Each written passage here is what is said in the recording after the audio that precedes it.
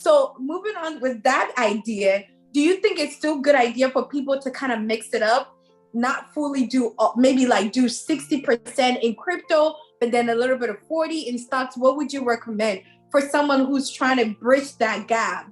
What would you recommend for them? I think it ultimately depends on the person's risk tolerance, right? Mm-hmm. And, at the end of the day, you have to look at where you are in life and the risk you're willing to take. So let me give you an example. I have a friend. Earlier this year, actually, let's take a step back. This year, he was allocated probably about 50% to crypto. During the summer, right, between April, May, June, Bitcoin crypto had a 50% drop. It dropped from about 60,000 to about 30,000. And during that period, he sold all of his stocks and put all of it into Bitcoin around April, May, June. At that time, I was pretty much about like 30% crypto, and I increased my positioning to 50% crypto. Okay. So this friend of mine, very good friend, went 100% into Bitcoin. I went 50% into crypto. Majority of those holdings being, Bitcoin, and I still had 50% stocks, right? Now, the reason I did 50-50 is because, one, I started with stocks, 2016, right? Started with stocks.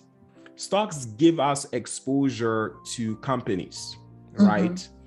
It is, the way I'm thinking about it, it is an incredible way to be able to diversify, right?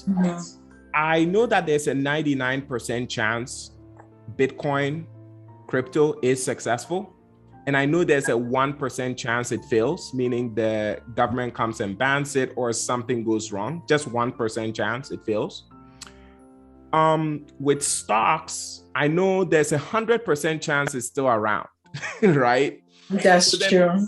I look at all of my assets and I'm like, how much am I willing to risk with a 99% chance that it just goes really well, 1% chance it doesn't?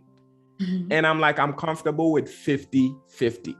Someone might say, wow, Dr. Hans, are you sure you're comfortable with losing 50% of your portfolio? Because it's a lot of money, to be honest. It's a lot of money. And I am. I'm completely fine with that. And the reason I'm fine with that is because, just like I told you at the start of this recording, sometimes you have to take a little bit more risk than the average person when you realize that you're starting from behind, right? When you look at this wealth building kind of journey, there are individuals who started the race long time ago. And you are literally, and when I say you, referring to myself. Yeah, me too. At the starting line, thankfully I learned about investing and I started several years ago, but I'm pretty much relative to those other individuals, sure, I'm a little bit ahead, but nowhere close to where they are.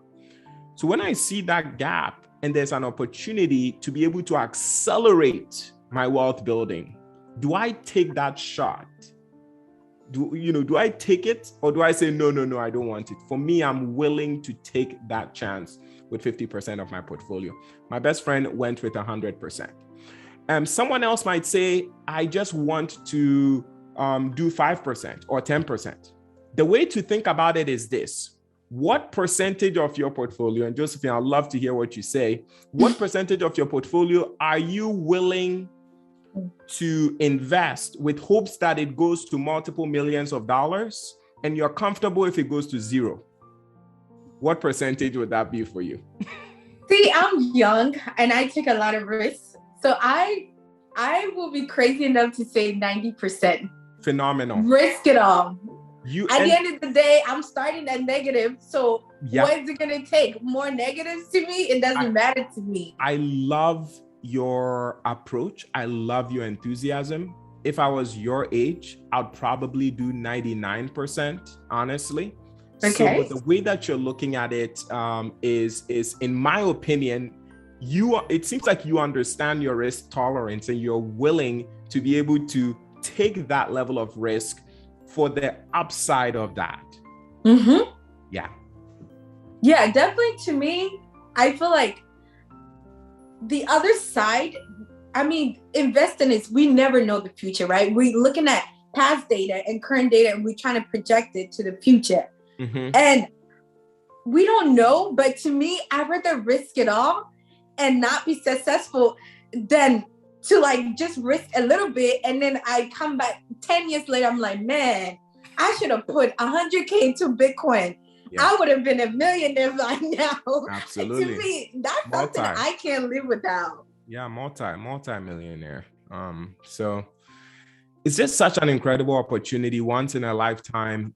Those who are comfortable with risk stand to benefit with the understanding that there is risk. But I've done the math in my mind, 99% possibilities it's successful from everything that I'm seeing, right? The US is looking to tax Bitcoin and crypto, meaning they want to make money off of it. Mm-hmm. They've approved a Bitcoin ETF.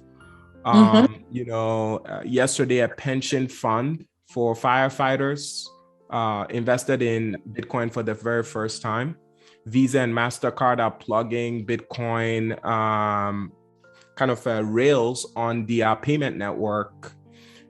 I think that the future, is just quite obvious. So I'm a believer that there's a 99% chance that this is successful. If it is going to lift any and everyone who has exposure to this asset, literally from poverty or middle class to incredible amounts of wealth. Mm-hmm. Obviously, depending on the percent allocation that they have to the asset. Okay, that definitely makes sense to me. Thank you so much.